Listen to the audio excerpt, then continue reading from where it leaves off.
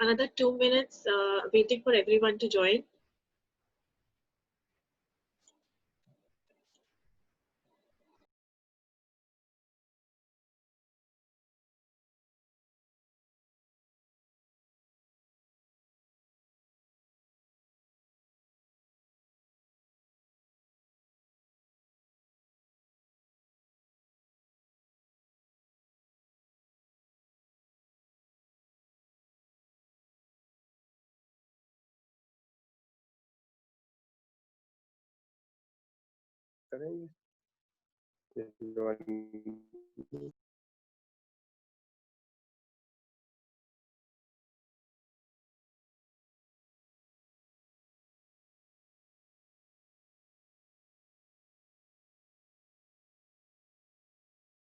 Founder of Pure Jiva Wellness. I hope everyone can hear me. We thank each one of you and welcome you all to the virtual workshop organized by Pure Jiva Wellness and wish that you benefit maximum from this workshop. A little brief about our organization.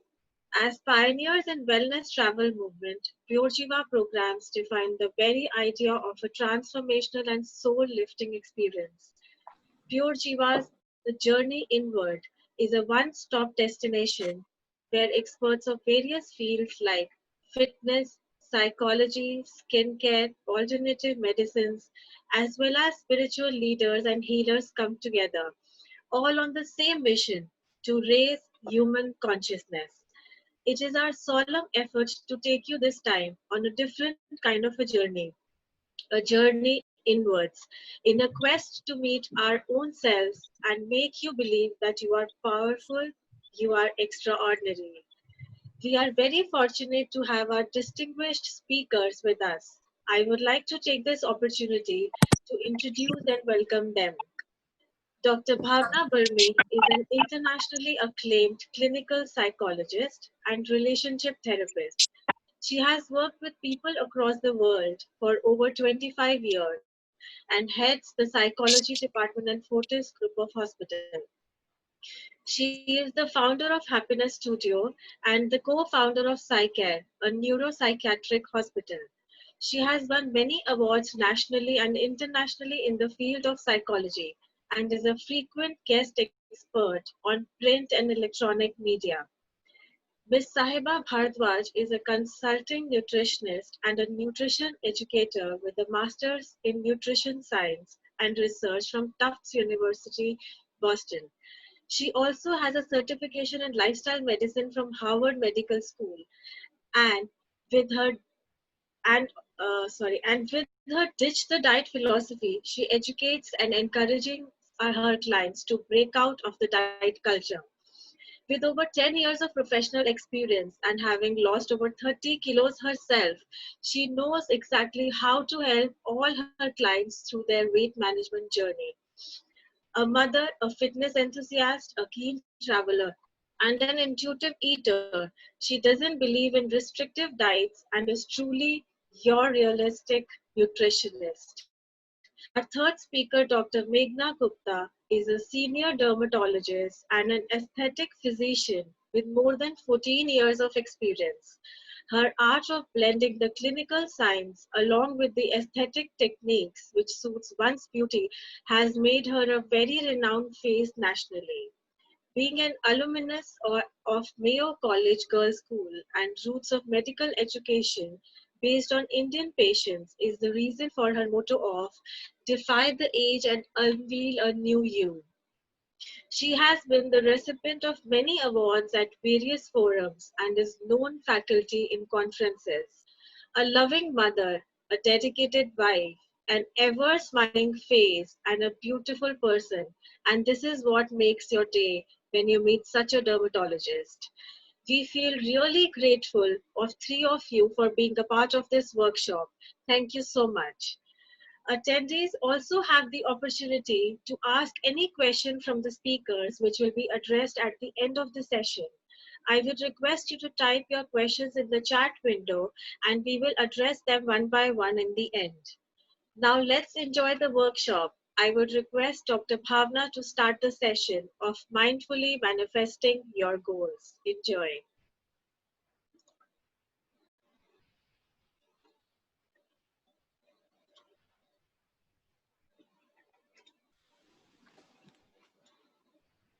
A very good evening to all of you.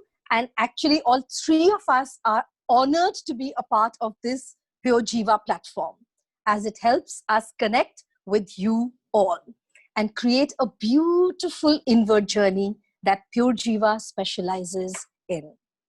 Welcome, my dear friends. Welcome to the session filled with new opportunities and possibilities. Take a deep breath and remember, as we talk about these possibilities, you all have the required resources already. Remember, you all have the required resources already to fulfill your dreams, your hopes, and aspirations. The only thing you need is trusting yourself. Trust yourself, for you are an individual with courage who can achieve his or her goals completely. What you decide is what you're going to get. Today's session will be focused upon achieving those goals through manifestations and mindfulness, as these are very powerful in creating value for us. I'll start with all of you today by sharing with you what is this big word mindfulness meaning. Mindfulness is the ability to be present in the moment, to be focused on here and now with a non-creative and calm mind. It sounds pretty straightforward, isn't it? Well, it is that simple. Are you aware of what you're doing right now? Are you in this very moment with me? So often it happens that when we get so busy in our lives that we lose touch with our bodies, with our own being, uncertainty starts making us anxious. We fret about trivial matters. We load ourselves with stress and worries. And as we do that, we keep getting farther and farther away from our goals. The good news is that mindfulness has the ability to bring us back to our feelings, our being, and wherever we are right now. So you may be wondering, how can mindfulness help us achieve our goals? One of the ways of achieving your goals is actually creating a vision board for the self while being mindful about it. You all might say, what a silly thing to do. Okay, if you feel that way, because I too used to sail in the same boat. When I first came across this concept, I felt truly it's a waste of my time. But as a keen experimenter, and that I am, I gave it a try. And as a psychologist, soon understood that people don't like to create a vision board for themselves. And can you guess why? Just guess why. Because they think their dreams are too big to achieve. They go to an extent of rendering them as impossible. But remember, impossible has the word I am possible. But you'll be surprised to know that most successful people, even whom I know personally, have a vision for their lives. They have a vision. They have planned it so well that they know what it is to come next, almost as if predicting the future. Now let's tackle one of the most common questions that come to me as a life coach. What is the difference between a life vision and a long-term goal? Beginning, a vision is the bigger picture, while goals are an individual's desires that he or she aims to strive for. Your vision for life should answer the following questions for you. So let's begin. I'll request all of you to go and get some pen and paper, and I'll pose the questions to you. So maybe we can take about few seconds while you get your pens and papers, and you can pose these questions to yourself and simply write down the first answer that comes to your mind. And of course, you can leave space to complete the answers in your second reflection. That means after we finish this, you can actually get back into these sheets and you can get into a second reflection. So as you get your pens and papers, this is something for yourself. You can type it on the chat window or you can keep it for yourself. The first question that comes to you, very simply, what do I want to be? Do I want to be a musician, a teacher, a nutritionist, a wonderful homemaker, and in my case, a clinical psychologist? So just write, what do I want to be? Very simply, the first thought that comes to you. Next question. Or you can note down the questions and you can write down the answers as and when you do your reflections. Second question. What do I want to be known for? For my voice, for my compassion, for my ability to quickly reach to solutions during panic situations? So, what do I want to be known for? What is that one virtue that you want to be known for?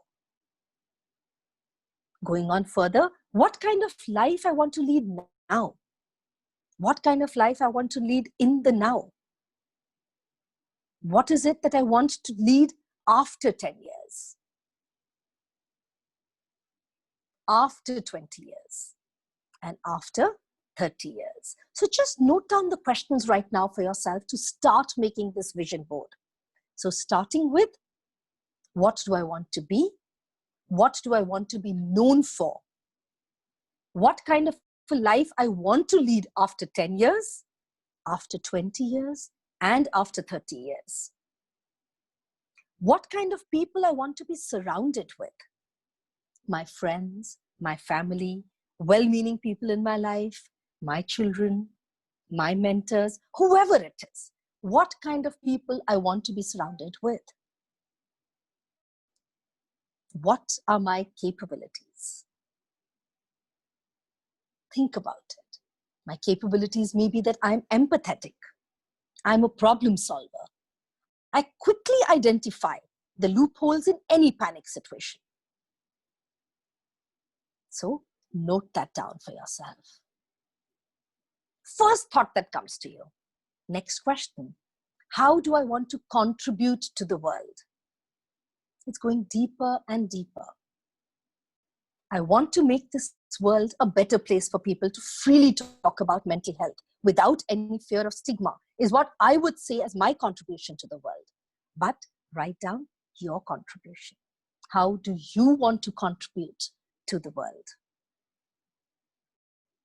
Going on further, when I die, what will people say about me? How will they remember me? Will they remember me saying that she was a giver? Someone who stood by everyone who needed help? Always left people feeling lighter, happier, with smiles and sunshines. So how do you want people to remember you? Start answering these questions for yourself, and you will realize that creating a vision board is not so difficult after all. Vision helps us define our goals, as it provides us with a framework for the same. So broaden your mind, widen your vision.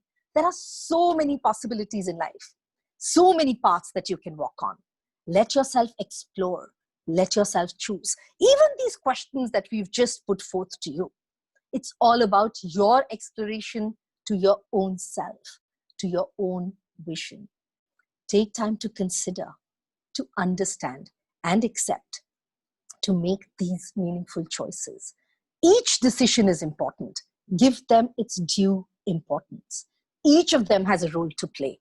Each one shapes you as a person. As you make a choice, take a moment to quietly consider, how does that fit into my bigger picture? As you ponder upon this, let me tell you a story, a very familiar story to all of us certainly, that we might have heard in our childhood. One day, a thirsty crow flew by a parched land in search of water. He searched and searched and searched, only to find rocks and stones and cracked earth. When he had grown tired of flying and wished to rest his weary wings, he landed by a dried up river. On its banks lay a pitcher, old and cracked. It was an earthen pot with a narrow neck. But at last it was filled with even a little bit water at the very bottom, and only so little, yet it was still water, the water that he wanted to drink. But alas, the water was too far down for his beak to reach it. We all know how the story ends, don't we? The resourceful crow picked up small stones and pebbles from the nearby riverbed and dropped them into the pot. Slowly, one by one, he dropped them, waiting for the water level to rise so he could fill and then drink his water. Here, the goal is the water, the bigger picture. And each small stone dropped in is a step taken to accomplish it. Such a simple childhood tale, but such a profound message. We have always known it. We only now need to know how to apply it. Okay, we now know the importance of creating a vision for life.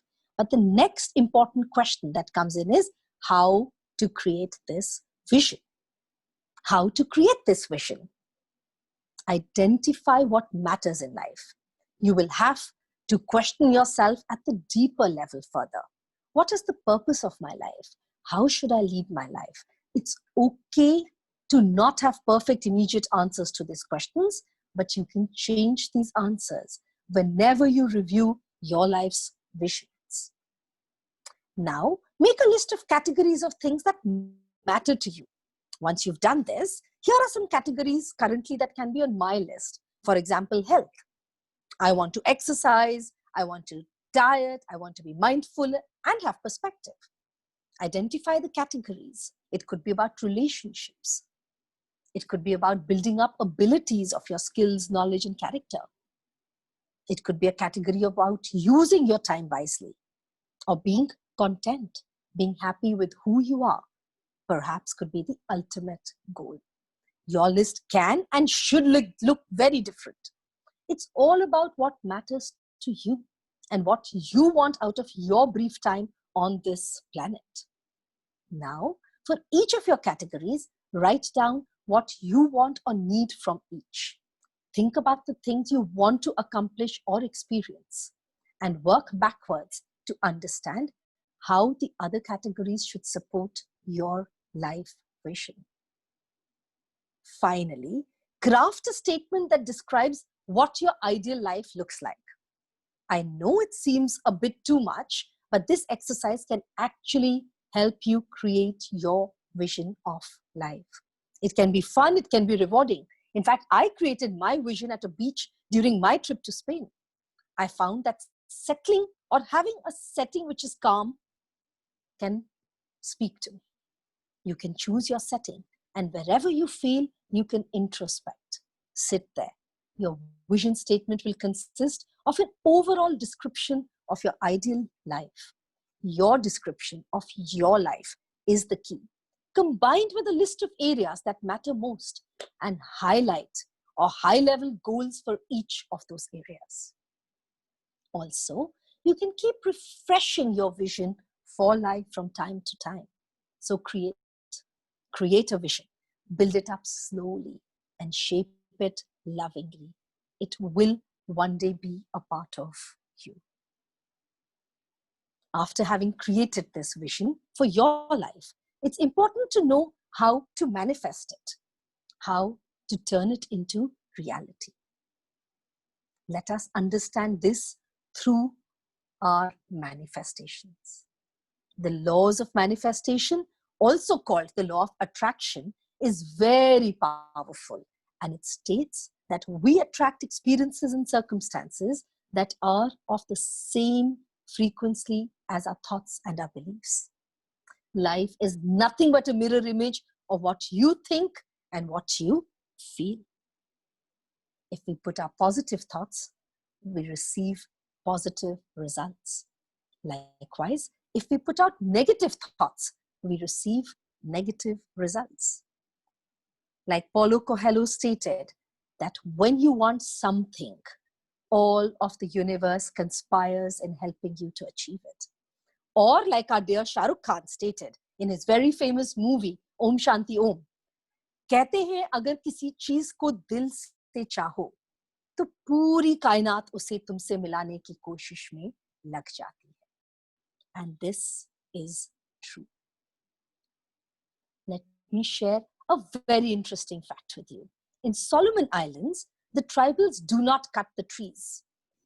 Instead, they surround the tree and curse it for hours and hours every day. Can you imagine? They surround the tree and curse it and give it negativity for hours and hours every day. And usually within 21 days, the tree withers and dies a slow death. In fact, that's the power of words. Through your thoughts, through your manifestations. Can you actually believe this? Because this is true. Let's pause and reflect in our entire day. How many times do we create such thoughts for ourselves and for others? We tell ourselves, I'm like this only. No matter how hard I try, I can't be successful. I am a failure. My son is useless. He surely will become useless. We can limit or expand ourselves by the manifestations we create in our day-to-day life. Energy that we create for ourselves is most significant. You see, if a tree can die with our energy, so when we create negative manifestations and spread it to the universe, then our powers also start to die. What is a negative thought? It's not necessarily about us. It can also be about others. Negative thoughts are simply those that don't make us feel good. Very simply, negative thoughts are something that don't make us feel good. For example, our anxieties, our fears. Will my work get done? I always end up suffering the most in my life. My mother-in-law is the worst human being. My son is useless. My daughter doesn't do anything. And so on and so forth. We have to learn to keep the thoughts that make us feel good. Remember, filter out the thoughts that make us feel bad and filter in the thoughts that make us feel good.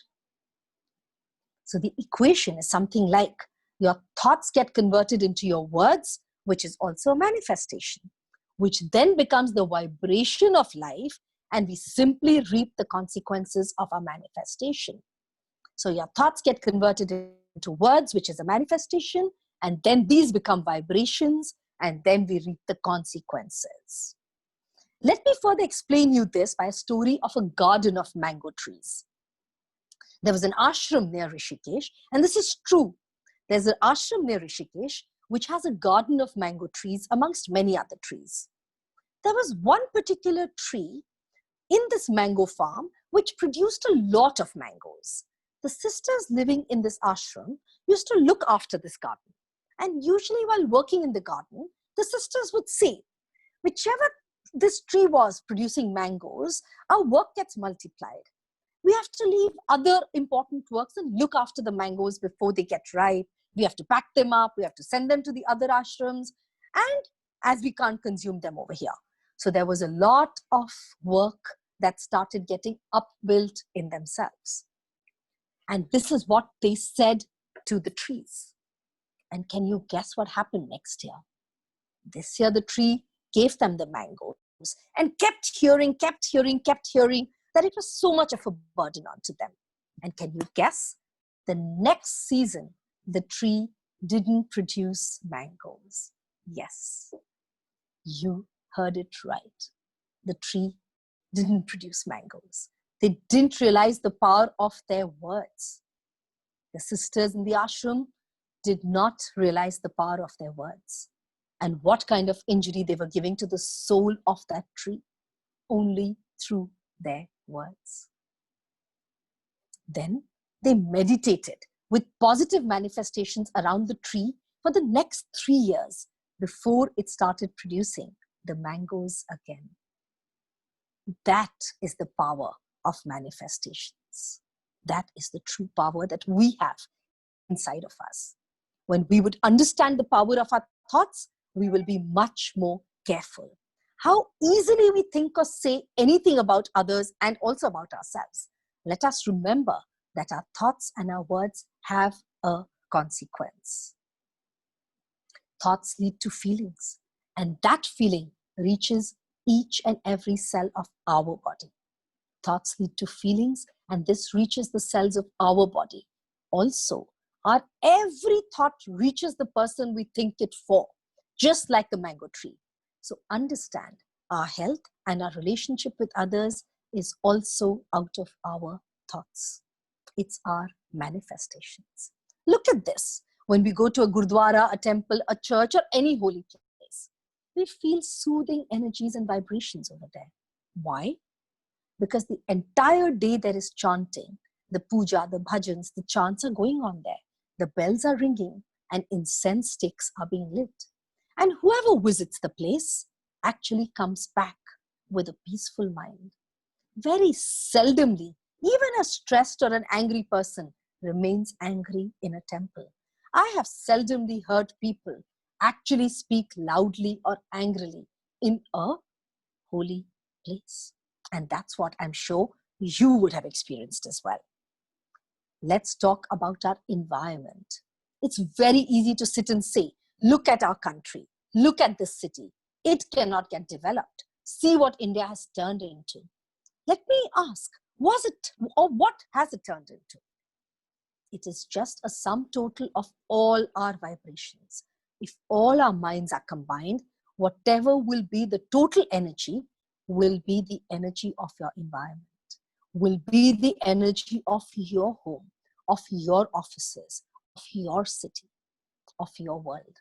So be responsible for it. It's like a pond of water. I love giving stories because I think it just helps us understand so much better. And each of us can identify the story with our own self. So another story.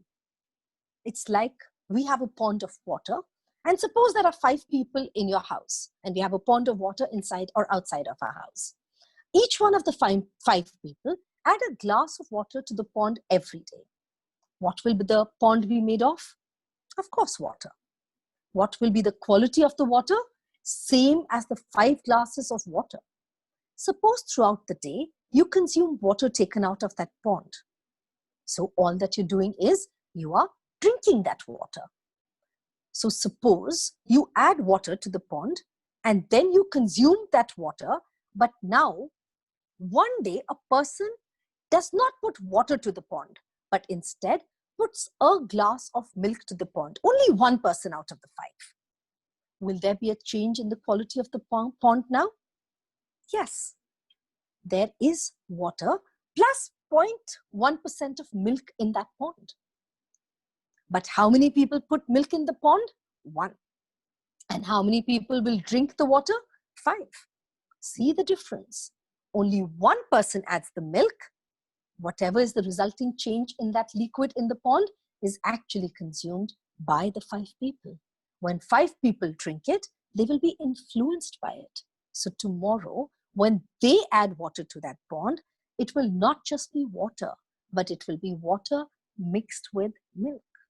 So gradually, the percentage of milk in the pond will increase, and in a matter of time, the pond of water will turn into a pond of milk. Just as similar, we can apply to our home members now. So if there are 5 people living in the house and we say as natural, so what quality of water are we adding into that pond? One which has anger is becoming, or it's becoming the environment of our house, and we are drinking from it. So the crux is that we should always remember, rather, we should always be aware of the power of our thoughts, and that every thought has a consequence. So even if one family member changes, the environment of the family will change. Even if 5 people are angry, out of that 1 chooses not to get angry and become cordial, the cordiality will spread and wean off the anger, the worry, or the anxiety, whatever was the nature. So even 1 makes a difference. And remember, 1 is bigger than 0. So let's create a heaven by our thoughts. So let's get back at creating a vision of our life with our manifestations. We had created a vision by our mindfulness, and now what we're adding? We're adding our manifestations to this vision. So let me share a few techniques with all of you on how you can be mindful and manifest our vision into reality. Number 1, we can have a vision board. A vision board is also known as a dream board and is one of the most effective ways of manifestation. This is the right place to start your manifestation, as it will help you and let you evaluate your goals long term. Vision board is actually like a scrapbook. It contains words, pictures of what you want to achieve, and experiences of life. Once your vision board is ready, take a few moments to mindfully reflect upon your board and whatever it is that you yearn to achieve in life. Another technique is your intentional journal. As the name suggests, write down your intentions in a journal. When we specify our intentions for the day, it makes us closer to our goals. Make a habit of writing 4 to 6 intentions in your journal every day. An example of writing this could be, I have the confidence and the courage at work front throughout the day to manage my work. Or, I will walk 10,000 steps a day for my good health. Remember, please ensure that your intentions are aligned with your vision for life. So we've got 2 techniques now, your vision board and your intentional journal. Make a note of these in your mind, because the sooner you begin with these, the sooner is your vision translating into reality. In fact, the next technique is something we do very frequently in therapy. It's a belief assessment. We might not even realize, but we may hold a lot of negative beliefs at our subconscious level. These negative beliefs may turn into patterns and stop us from achieving our goals. For example, you may really desire to become a model, but your belief system constantly tells you, you are not looking good. A belief system and transforming your beliefs can be done through mindfulness in the following steps. So 1, reflect upon what your heart desires the most. For example, I want to lose 20 kgs and get fitter. Or I want a promotion in my job, in my next appraisal. Now reflect upon the subconscious beliefs that stop your heart from achieving this desire. I don't think I can leave junk food, or exercise is too difficult for me. Or the person wanting the promotion might think, what's the point of fulfilling all targets? The boss is going to promote his favorite anyways. I'm not worthy of promotion. So I might stop thinking about it. Next, write down what a heart-supported belief may be for you and repeat it as your affirmations every day 5 times.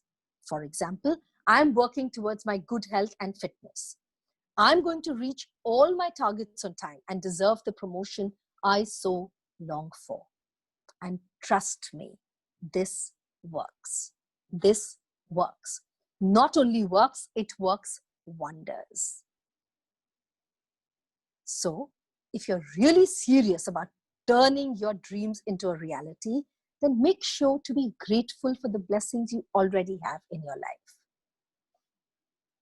These blessings are very important because the universe rewards those with abundance who count their blessings rather than focus on what they lack. Another very interesting technique that supports the law of manifestation is a letter from your future self. Just write, sit down and relax yourself and really think about what is it that your heart desires for and what you really long for. And afterwards, write down a letter to your present self from your future self. Keep it in a safe place and you will realize that you would have achieved it. Now, with your eyes closed, you can celebrate your achievements. You can choose the timeline. It could be 1 year, it could be 5 years, it could be 10 years. Write it and save it. And to complete a full circle and come back to your manifestations. Positive affirmations is a sure shot way of manifesting your dreams into reality. In fact, write down your affirmations. Create your affirmations, write them down and repeat them to yourself 7 times. Very simply, it could be anything. I am worthy of receiving my heart's desires. I'm continually getting closer to my dreams. I trust the power of the universe. I'm continually learning, growing, and evolving. Remember to always speak your affirmations in the present tense. And you can also repeat these affirmations just before you go off to sleep. Now, we are going to go through one of the most powerful exercises of guided meditation that I have developed specially for this session with all of us. This is going to help you in learning how to manifest your vision into reality. So let's just take the next few seconds to sit comfortably. Just sit comfortably wherever you are. Sit comfortably and close your eyes. All that I need is the next 5 minutes from you to be comfortable and relaxed in your own space. You are going to create the vision and create it into a reality. And it's going to be as simple as this. Start to relax. Sit comfortably and start to relax by taking a few deep breaths. You have to do nothing. Just concentrate on the words with your eyes closed, and you're going to get a beautiful shield of your vision right across you. Take a few deep breaths in through the nose, holding it for as long as you can, and exhaling slowly and gently through the mouth.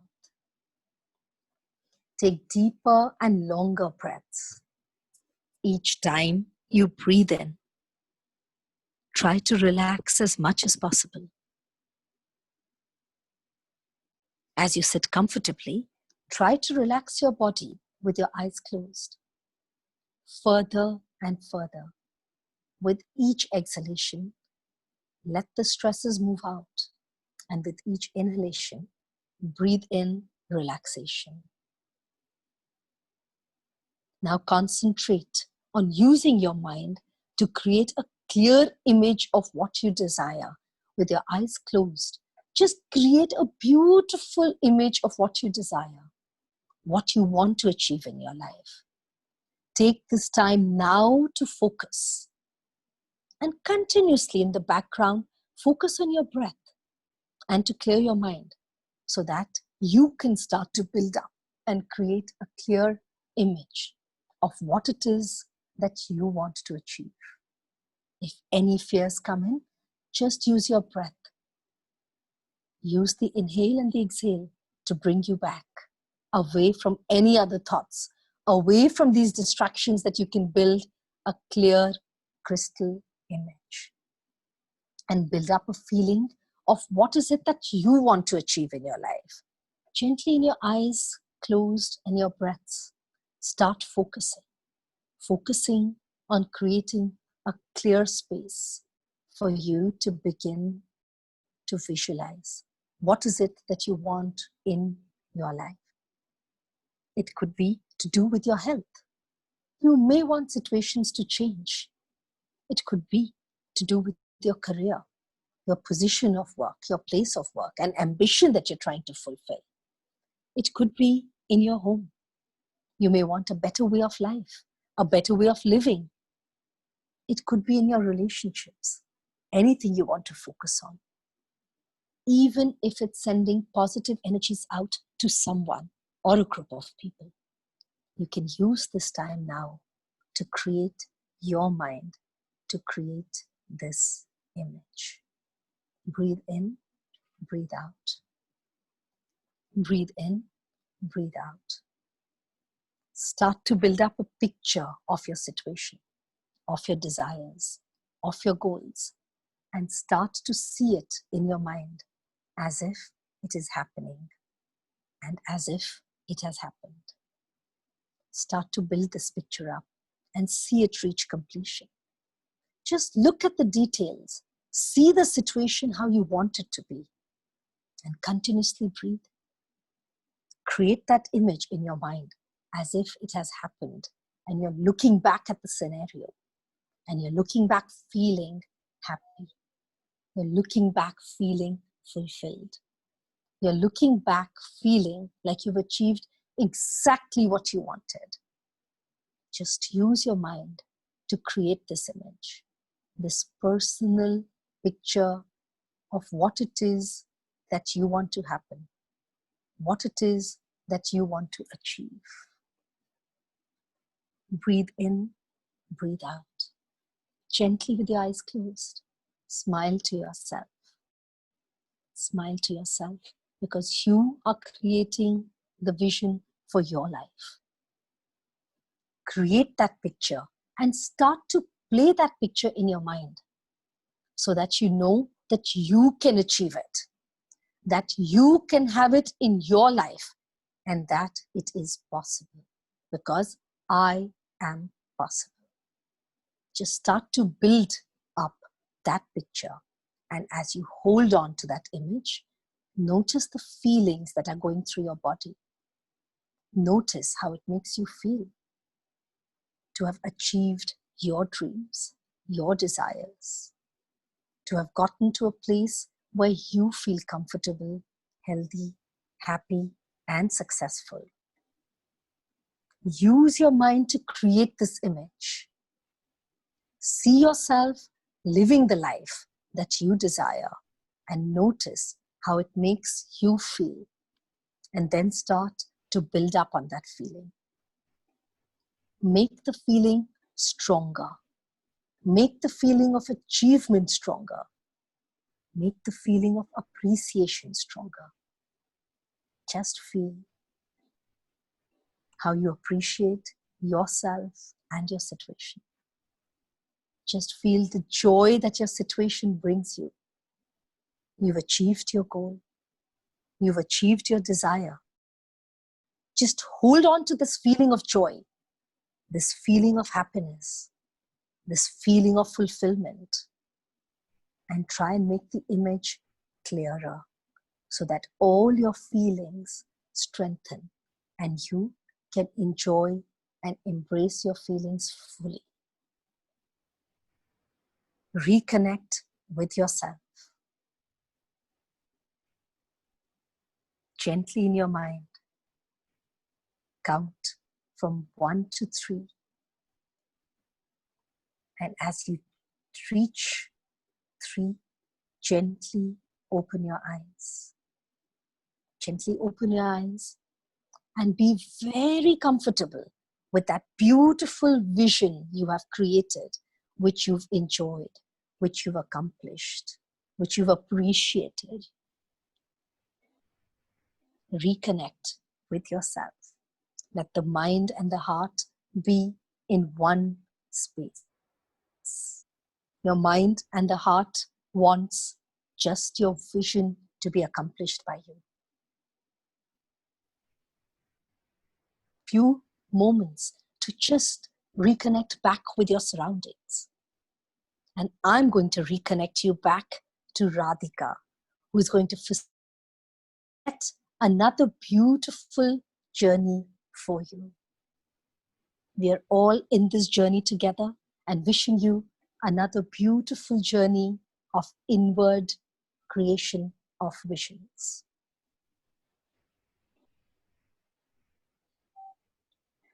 Thank you so much, Dr. Bhavna, for giving us valuable tips and for such peaceful meditation. We soak in this beautiful meditative state, let's dive deeper and explore our relationship with food and intuitive eating with Sahiba. Thank you, Radhika, and thank you, Dr. Bhavna, for a beautiful, beautiful meditation and for setting the pace for intuitive eating. Um, Welcome, everyone. Nice to see some of you switched on your videos so I can see people, which works better for me always. Um, so as we all vibe at the same energetic frequency set by Dr. Bhavna, let's open our minds and tap into our inner intelligence, which will, take us into our intuitive self. So, what are the 3 most important things in any relationship? Be it, your interpersonal relationships or your personal relationship with yourself or with food. I would say it's trust, respect, and love. Every and any relationship needs 3 aspects. 3 aspects. So, you know, even with yourself, like Dr. Bhavna said, we need to reconnect with ourselves and understand and trust ourselves, trust our subconscious mind, trust our manifestations, respect our dreams and the thoughts that we are sending out. And self-love is also very, very important. Loving yourself and accepting yourself. The same is true with food. We have a very strong relationship with food. It can take us back in time, nani ke haath ka khana, or you know, the taste, aromas. It can remind us of people, places, and it sparks a joy within. You know, food. You always think of celebration or something, which is, you know, happiness and brings back some good memories. But we've severed this beautiful relationship and forgotten how to really enjoy food thanks to the media exposure, the diet culture. I'm part of it and I'm guilty of the same to an extent. But telling people that, you know, you need to lose weight, there's a certain body image or body shape that you need to fit into, count calories, look at food, start labeling them as bad, good, junk food, high protein, and, you know, macros, micros, and that kind of just takes away the joy and fun from food. Now, food, if you see, it has always been available to us with all its nutrients and benefits and everything. Food hasn't changed. We have tampered with food. We have kind of used fertilizers, pesticides. You know, we have genetically modified food, and then we say, oh, we have health problems, and food is not good for us. This food is not good for us. It's actually we who have been tampering with it. So we need to start trusting ourselves and trusting food, respecting food and respecting our body, loving yourself for the way you are, the person that you are, the shape, the color, the body structure that you've been born with, and, you know, then use food to either, then decide whether you want to use food to heal yourself, nourish yourself, or to harm yourself. Now, even Ayurveda very clearly, you know, Ayurveda says that Ayurveda is a life of balance. It's all about finding your inner balance, and it'll be different for every person, which, if you translate really to English, is intuitive eating and intuitive living. That is exactly what we need to do, because each one of us here, we are all different people and we all have a different body. Only we know how we are feeling right now, what are the emotions going through our heart and mind, the stress levels that we are facing, the food that we want to eat right now. So nobody can actually tell you. And this session, today's and tomorrow's session, is going to just take you and help you through this journey of reconnecting with yourself and with your body and tapping it into the intelligence and the intuition that we are all born with. And we'll come to that. We're all born intuitive eaters. But first, we need to identify what kind of eaters we have now become. So I'm going to gradually, you know, like very quickly take you through a few categories, and you can probably, if you still have pen and paper, just note down what kind of an eater are you. Are you a cautious eater? A cautious eater is somebody who will refuse to put anything unhealthy in the mouth. It has to be gluten-free or vegan, and it has to be cooked in olive oil, or, you know, I can't eat after 10 o'clock. I cannot put one French fry into my mouth. That is a cautious eater. Second is a serial dieter. Now, this person has tried every diet that has ever, you know, come into the market, be it keto or intermittent fasting, Atkins, GM, champagne diet, cabbage soup diet. All diets have been tried, and all health apps have been downloaded. MyFitnessPal, Healthify, you've counted calories, you know, you've seen that, okay, now I have 300 calories left in the day. So I can maybe, you know, eat a slice of cake or, you know, eat 2 cookies. So this is a serial dieter. And probably, you know, the person is right now currently also on a diet plan or is thinking of going on a diet plan. So that's your serial dieter. More often, that what we've noticed is that these serial dieters tend to be undereaters, because, you know, if they know that this is the caloric intake that they want in a day, they try to fit in a little less than what the goal is. So what happens with these people? is that they will, after a certain point, they can't keep up and they will start binge eating. Then second category in this subcategory of serial dieters is that they're strict from Monday to Friday, weekdays, very strict to the point, 1200 calories, se 1 calorie bhi zyada nahi khayenge. And then on the weekend, they just let loose, and the weekend actually becomes their weekend and takes them back to square one on Monday morning, where they're again, filled with guilt and everything, and they're again, it's almost like a military thing that I have to get back on a diet. The third category is unconscious eaters. Now, this can be divided into many subcategories. First is the chaotic eater, somebody who's so busy through the day and back-to-back meetings, traveling, on the go, that they forget to eat. And then in the evening when they come back home, they will binge eat on whatever is available in front of them. So this is one category. The second category is the can't say no eaters. They will eat to please guests. Their excuse always will be, unhone pyar se banaya tha, so much love and effort had gone into it, I couldn't say no. Or people who don't think before eating. Even if they're full, they're at a meeting just after lunch and there is cakes and cookies and pastries, they won't think that, okay, I've just had a meal. Just because it's there in front of them, they will go and eat it unconsciously. Or, if there is candies left in a, like at the reception area somewhere, they'll just go pick up a handful of candies, not thinking, not aware of what they're doing. The third subcategory is the waste not and paisa vasool eaters. Waste not is the new moms. When they start feeding their kids and the kids don't eat food, or they leave something, they think that, oh, I'm getting such good produce for my child and it's cooked in desi ghee or there is butter, how can I let it go to waste? So for these, these moms, they tend to then eat all the leftover food mindlessly. Then there is a paisa vasool category where people will go, we've gone for a buffet lunch, and since I'm paying 3,000 rupees for a buffet, I'm supposed to do justice to the money. So I will eat the Thai food, I will eat everything, Italian, Indian, Mughlai, and if there are 10 desserts displayed at the dessert counter, I will eat each and every dessert because I have to get value for my money. So this is the paisa vasool eater.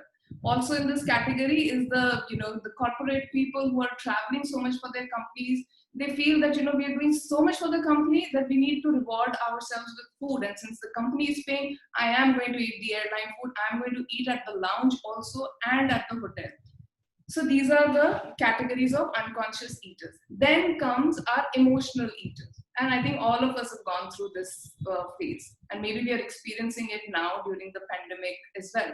So people who will use food as an excuse to feed their emotions. They will eat to celebrate, they will eat to beat stress, they will eat to fill their sadness, loneliness, anything, grief or lack of love. But you need to understand that all that stems from some void within. We will cover emotional eating tomorrow. Today we will only cover three initial steps of intuitive eating. Now comes the intuitive eater, and each one of us here, believe it or not, was born as an intuitive eater. Now you might question how. For that, let's visualize that there's a baby in the room. Wherever you are, there's a small 1-month-old baby, and you're holding the baby, cajoling the baby, and suddenly the baby starts crying. And you don't know what to do, so you try to calm the baby down, but she's not listening. Okay, so the crying becomes even more severe. And what is your first initial thought? Is she hungry? That's your thought. What do? The mother's not inside. What do? You will go take some formula, make the milk, give the baby a bottle of milk.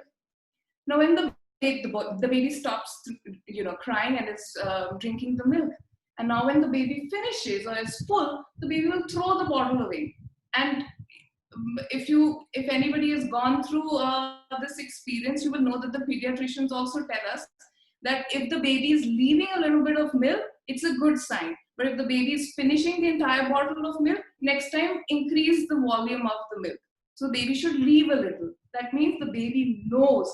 The baby is born with the hunger and satiety signals that the body is giving and is perfectly in tune with the body. So the baby cries when the baby is hungry, and when the baby is full, the baby will throw the bottle away. So we are born as intuitive eaters, but thanks to the media, thanks to so much, that the diet culture feeds us, that we've forgotten all this.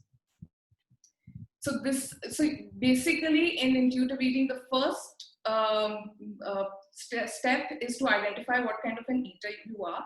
Second is to honor your hunger. You need to reconnect with yourself. This is where meditation comes into play, which helps you to become aware of your body's signals. You eat when you're hungry, you stop when you're full. When do you know all this? So there's a hunger scale. I don't have the option of sharing it here, but just to briefly tell you, there are two extremes on the hunger scale. One is when you are extremely famished, and the other extreme is when you're so full that you feel you can't breathe. You have to unbuckle your belt, or you have to unbutton your pants just so that you can breathe. It causes discomfort, the amount of food that you've eaten. Now, in the middle is where you want to be. So the first few signs that the body will give you of hunger, first is that when you think about food, you start salivating. That's your body telling you that yes, there is now, the body needs food. You need to start looking for food. The second is your stomach starts grumbling. And, sometimes it's very, only you can hear it, but it can be embarrassing at times if you're sitting in a meeting and suddenly your stomach is grumbling. It's lunchtime. But that's a cue your body is giving you that it's hungry.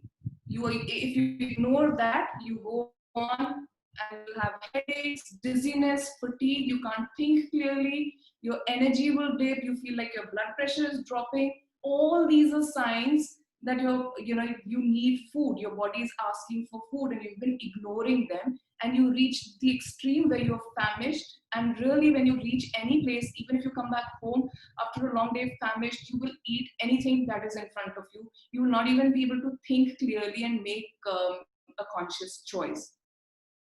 Now, how do you know that you're full? Once you start eating, you need to understand, take one serving of whatever food is available to you and finish whatever is on your plate, and give yourself at least 10 to 15 minutes before you go for a second helping. That way you will get to know if you really want to go for a second serve or you don't want to go. If you keep on eating mindlessly, you're not going to be aware, and suddenly you'll be like, oh my God, I feel so uncomfortable, I can't breathe. Another helpful tip here is to always carry a snack with you so that you never reach a stage where you're famished and you can't make a conscious choice. If you're going for a late night wedding, eat at home, which is your time when your body is asking for food.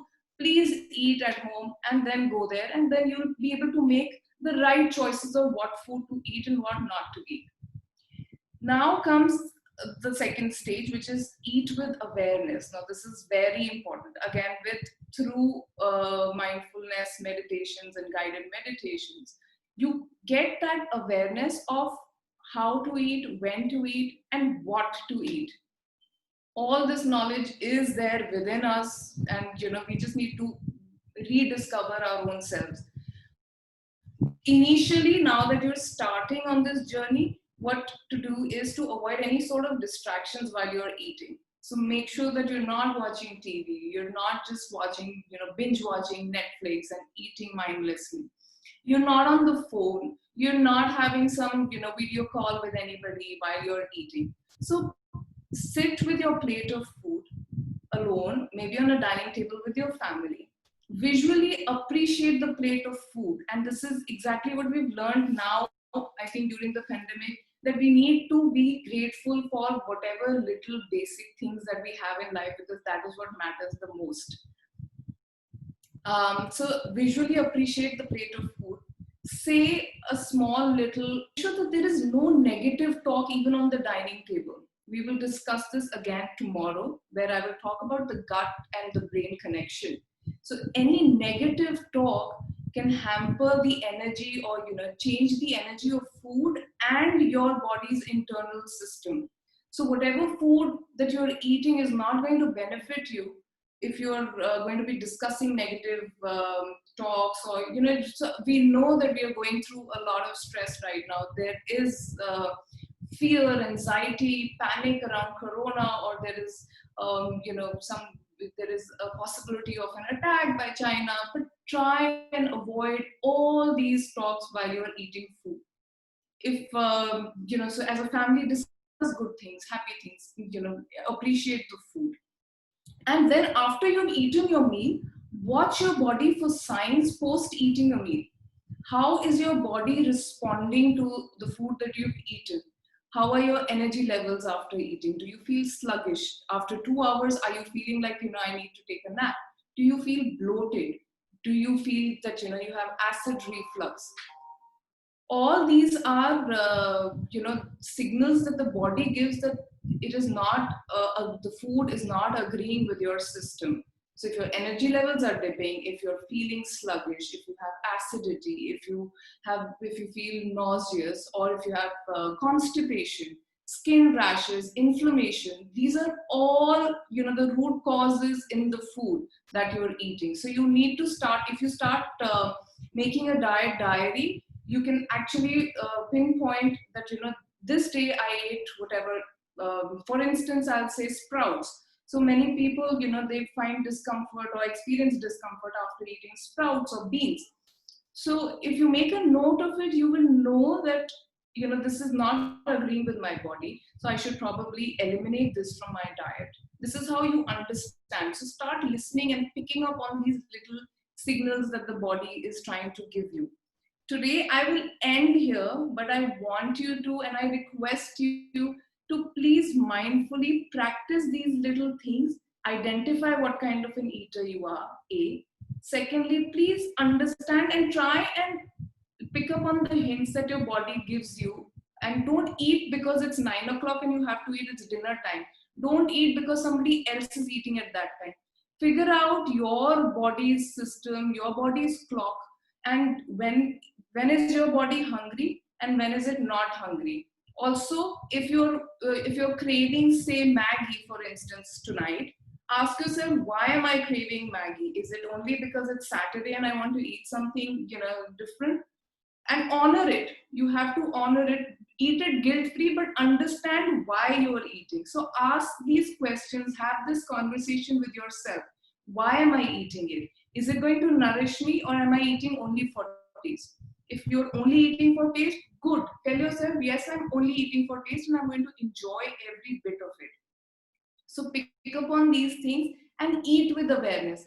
Please, tonight, when you sit down with your meal, visually appreciate the food, the plate of food, bless your food, and gratitude, I think, is the biggest and most effective thing one can do. So please just say a little small prayer and enjoy your meals. And tomorrow, come back. I would love to hear your experiences of, if you have 24 hours now. So go through this. This is a little homework, and let's see how it goes down with you. So I'll hand it over to Radhika, who will now introduce Dr. Meghna, who will tell us some skincare tips and routines. Thank you so much, Sahiba, for such an insightful food and health. Now that we have learned to take care of our mental health and well-being, let's extend our wisdom to take care of our skin with some mindful tips by Dr. Meghna Gupta.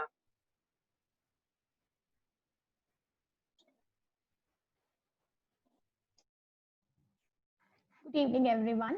I think there were such great sessions. I was really had a full day of work and I just could not keep off. I had to listen to what these two wonderful women were talking. And I'm going to take it forward from here that what is mindfulness with skincare? Skin is the largest organ of the body. We all know that. Then glowing skin is the essence of beauty. People may have different physical attributes. Some people have very beautiful eyes or beautiful hair, nose, or their facial structure is very nice.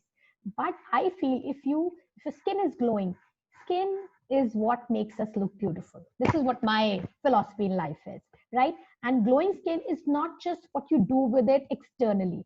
Like when I take my patients through a consult, I always tell them mindfulness, because it's not about me prescribing you 4 or 5 things and you apply and you'll start glowing. It's also to do with internal things. So we say skin is the mirror of your internal being. So as we started our evening with great journey for our soul, great journey for our mind, and Saiba took us through great food, how food reflects. These two things do reflect on the skin as well.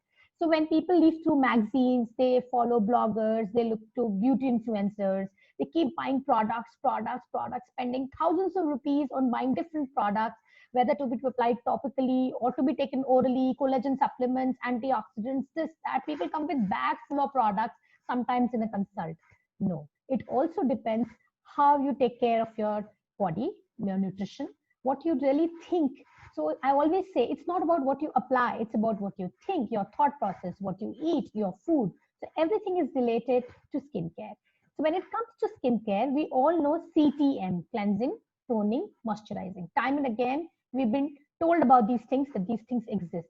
But you don't have to follow a ritual because somebody else is asking you to follow a ritual. I think it's about customization.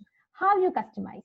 You have to look yourself in the mirror and figure out what is it that I want. Because we all know some people have dry skin, some people have oily skin, some people have normal to oily combination skin, some people have pigmentary issues, some people are dealing with aging changes, they're not happy seeing fine lines or open pores in their skin.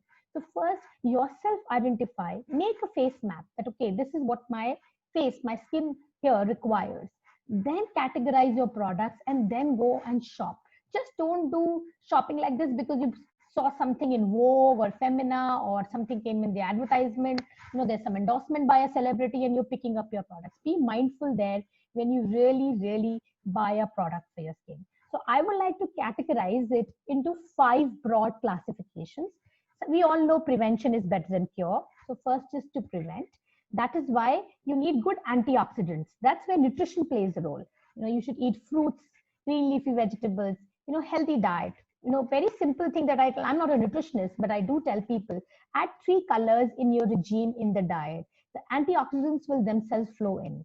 Similarly, there are topical antioxidants available like vitamin C, vitamin E, vitamin A, niacinamide, vitamin B5. These are all antioxidants which are available. They help Dr. in Meghna, preventing. there is a feedback coming that your voice is little low, and My probably voice you is can low. just, and probably you can just go slowly also so that you are audible. My voice is low. Oh God, what do I do, And Radhika? even if you improve your pace, Hmm. they will be able to hear. Thank you. No, Sorry to so disturb there's you. a problem with the pace or there's a problem with the pitch. Both, I think. So if you will Oh God. address the pace, so I if speak very fast, Radhika. I'm so used to speaking fast. Okay. You know what? I have 10 minutes and it's like a very for me to speak so much about skin. Okay, I'll try going slow. Okay, so thank you. 5 broad categories that we have is to prevent, protect, to nourish, to cleanse, and to exfoliate. Okay, so prevention is better than cure. We want antioxidants coming internally as well as externally. So give you the list of antioxidants. There is vitamin C, vitamin E, vitamin A, niacinamide, B5, which are available topically as well. And orally, I tell all my patients, we really can't sit down and Google and make a list that have we taken today's antioxidants or not. So just include 3 colors in your diet, in your salad, or in your fruit intake. The antioxidants will flow in themselves, right? So as far as topicals are concerned, there are very nice antioxidants available in the market that you can apply. So that takes care of, how to prevent so that the signs of aging, the environmental hazards are not visible, or the stress levels that we go through are not visible. So antioxidants help in free radical, scavenging. That's why we need antioxidants, which is prevention. Second is to protect. How we protect our skin. We may have a great looking skin, but we need to protect it. So what we need is an effective sun protection here. First of all, with protection, we all dermatologists mean is with the sun. That's the first thing. Many people have this question that I don't go out in the sun. I'm hardly exposed to sun. No, that's not the answer. If it's 5 minutes of exposure to UV rays, people who are sensitive and susceptible to ultraviolet rays will start showing changes.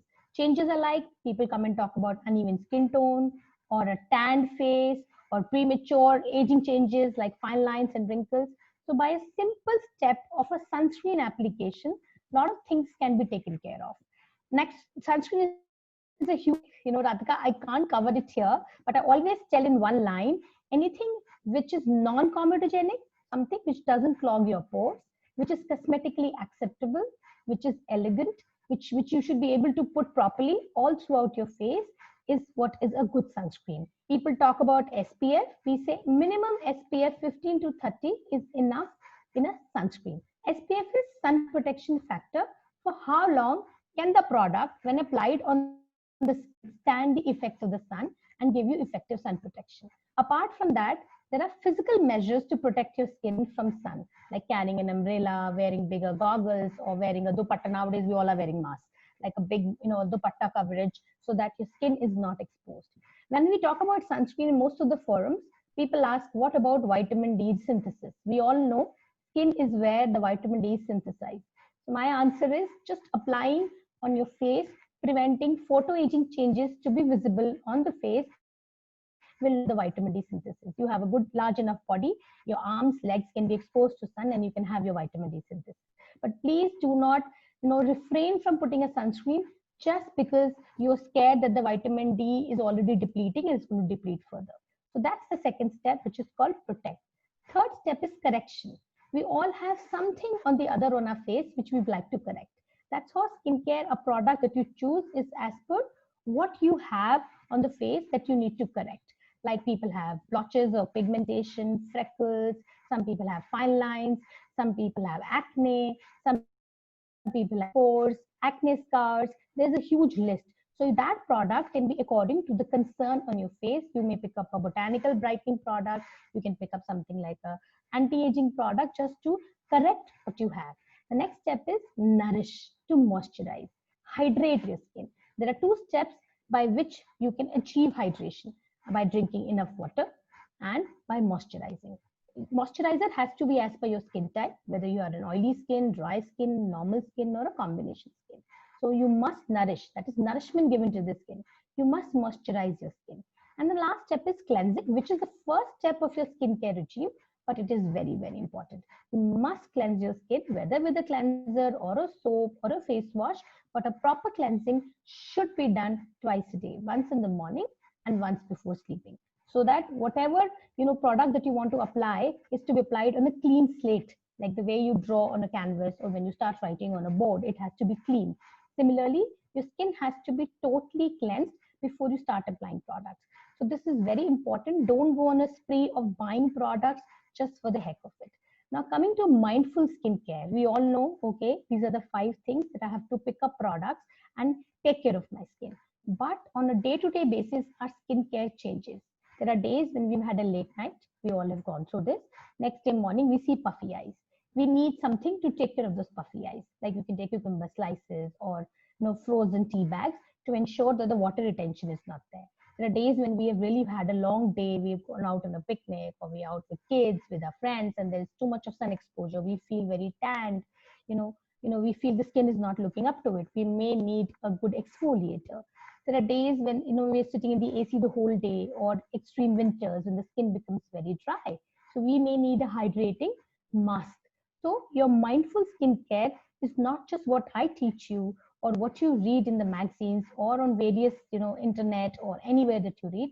It's also about you identifying what really your skin needs.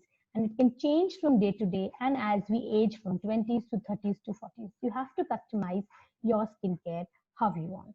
So mindfulness can actually be even applied to your skincare, which is a very basic thing. Asking for 5 minutes in the morning and 5 minutes in the evening out of your 24 hours is not too much to ask for. So if you have any other further questions, I think I'll limit myself here because I can go on speaking and there is no end to it. Skincare is a huge, huge chapter. If you have any questions, please feel free to ask. I'll answer those.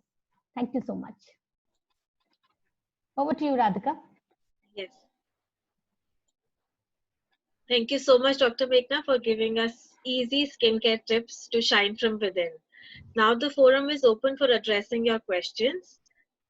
So one of the questions that we have received, that is for Dr. Meghna only, that does glycolic acid affect your skin and how it should be used? It's a So, very good question. Glycolic acid is an active AHA, alpha hydroxy acid, which is derived from a sugarcane. Basically, it's a sugarcane extract available in various percentage. We do get people to ask to use it. It can be used to exfoliate your skin without mechanically using a scrub, right? It's a good product. It can be used, but I always tell people use it for 3 months and then go for a sabbatical. Don't keep using it. Give it a break. Go back to it again, right? It's a good product.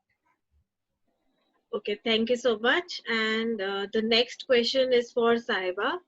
That what is your opinion on intermittent fasting? So, one, whether we should go for it, and if yes, then uh, how should we, limit to our cravings, limit our cravings? So again, intermittent fasting is, it's a lifestyle change. So there is a video that I've posted on my Instagram handle. If you go there, you can watch it. But it's a lifestyle change, and you need to understand why you want to do it. If you are planning to do it for temporary or rapid weight loss, then I would advise against it. Try it for say about 15 days or something, and if your body responds well to it, please go ahead. So understand that there is a feeding stage and the fasting stage, and the whole idea is to give your body and your immune system and all the cells in your body time and equip them with the right nutrients in the fasting stage so that they can repair and renew all the cells.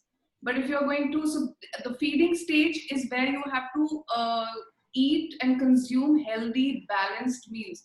If you're going to eat meals which are energy dense, such as high in calories, but refined flour, sugar, and which are not full of all the vitamins and minerals, then when you're fasting, your cells and your immune system will not have the right tools to work, and they'll be like, "What do we do? We're fasting, but we don't know what to do." So understand the philosophy and the concept behind it. Don't just do it, mindfully follow it, and don't mindlessly follow any diet. I hope that Thank, that's it. yeah. Thank you so much, Saiba. And the next question is for Dr. Meghna. The question is, how can we use activated charcoal? Right. Activated charcoal. Can you hear me? Yes. Yeah. Activated charcoal is meant for oily skin. So it is available in the form of mask. It's available in the form of scrubs. It's available in the form of face washes. It's not meant for dry skin. It actually, sebaceous glands are your oil glands. So it actually constricts your sebaceous glands. It's meant for oily skin or acne prone skin. You can use it in any of these forms. Okay, and one more question for you only, Dr. Meghna. Which is the face wash one should use generally? There are so many available in market. As I said in my talk, identify what your skin type is like and what your age group. If the skin is very dry, you can pick up something containing lactic acid. Lactic acid is also another AHA, which is derived from milk, right? Cleopatra used to bathe in milk. That's why she was so beautiful. Even in our, ancient times, right now, when if you read about home tips, we say if it's not an acne-prone skin, you can use cold milk to wash your face. There are lactic acid-based face washes which are meant for dry skin, which can be used. If the skin is very oily, then a salicylic acid or a green tea extract, or your tea tree oil based extracts, or your glycolic acid extracts can be used for a oily skin. Normal skin can pick up any face wash, the ones who don't have not fluctuating between two. So just customize as per what your skin is and at that weather or that age. Thank you. And one more question for you. So I think lots of skincare problems here. So what can we do about small under eye bumps? They are not growing, no pain or irritation, but looks very awkward. I So would have to have a look at the picture because under eye pathologies, there are many. It could be a skin tag, it could be a wart, it could be a syringoma, which is a sweat gland getting enlarged. It could be, age-related senile comedons, we call them. As we age, it's not just the blackheads come during young age, they also come during aging process. So if I could have a look at those bumps, I'll be able to guide better that what is to be done exactly with them. sure, thank you so much. And one question for Dr. Bhavna, that can you please repeat affirmations that you share in your session?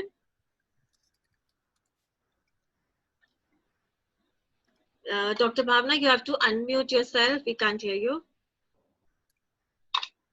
Yeah, thanks. Affirmations need to be something that you need to suit yourself with.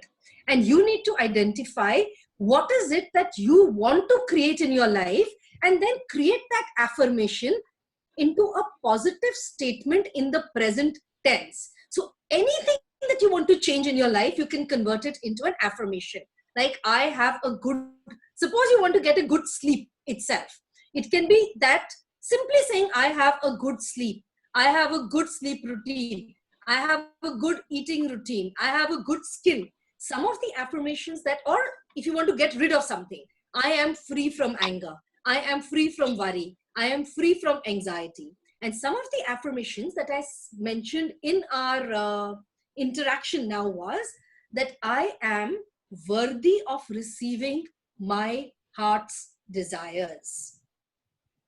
I am continually getting closer to my dreams. I am constantly learning, growing, and evolving. I trust the power of the universe. So very, very simply, whatever you feel you want to manifest in yourself is what you need to convert into an affirmation. Thank you, Dr. Bhavna. And there is one more question for you. So this says, when we talk about putting up our goals and visions in line and see that we are achieving those time to time, but life can't be same as you planned. As looking at current pandemic, none of us saw that coming in with the wave of salary cuts and job loss. And you see all your dreams shattered. What can be done in such case to keep your mind motivated towards achieving it again? I think a very, very good question Yeah. that is coming about. And the question basically says that we need to create our own vision every moment that gets recreated in our life. So what is very important, and what we started with, was mindfulness. Mindfulness is nothing but being in the present and making the most of the present. So in this present, if there is a new challenging time, first we need to accept that challenging time. And thereafter, we need to see what are the silver linings that this challenging time has for me, and what can I do to make them into a new vision or a new normalcy in my vision so that I can fulfill it. Because the first step is accept what life brings for you.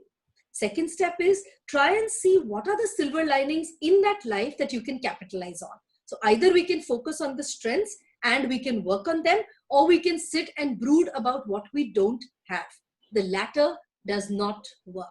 What we need to do is we need to shift our focus and we need to recreate a vision that is going to enable us to become or empower our own selves and everybody else around us. Very well said, Dr. Bhavna. And the next question is for Dr. Meghna. Which is the best thing that we can use for pigmentation? Something that is not having any side effects. It's a very good question asked. A lot of people use a lot of bleaching agents thinking that it's going to clear their pigmentation, but it actually causes harm. As I said in my talk, prevention is better than cure. So if you have pigmentation, you must use a sunscreen, whether a physical sunscreen or a chemical sunscreen, that is foremost. Secondly, if it's mild uneven skin tone or very mild, you can look for product containing kojic acid, which is derived from fungus. It's very, very mild, or something containing haldi extracts. Don't put haldi directly in contact, because these days we get a lot of contaminated stuff which may have preservatives or colors. You can look for a cream which has haldi extract or kojic acid or even glycolic acid or vitamin C. It's a very good brightening product. But if the pigmentation is something which is beyond a normal day-to-day difference, then consult a dermatologist. Thank you so much. And there are lots of questions on kids not eating and, eating problems that they face. So that is one of my biggest question also. So we will be addressing all those questions tomorrow because we are having a next session on couple intimacy and parenting. So all these questions will be addressed there. And in case your question is not answered here, you can email us at happiness@purejiva.com. I'll be putting that ID on the chat as well. And also, in case you want a personal consultation from any of the speakers today, you can visit our website www.purejiva.com for your private sessions after tomorrow. Thank you so much, everyone, participation, and thank you, Dr. Bhavna, Sahiba, and Dr. Meghna for your insight to many of our concerns. And see you tomorrow again, all of you. Thank you so much. Thank you so much. Thank you for having Thank me. you. Thank you. See you tomorrow. Thank Bye in everyone. And maybe we can just put on our audio and video and say thank you and bye bye. That will be very nice. Thanks, and it was a very good session. Thank you so much. Thank you. Thank you. Thank you very much. Very insightful. Yeah, thank you so much. It was very nice. Thank you so much. Thank you. Thank you very much. Bye bye. खोल के बैठे थे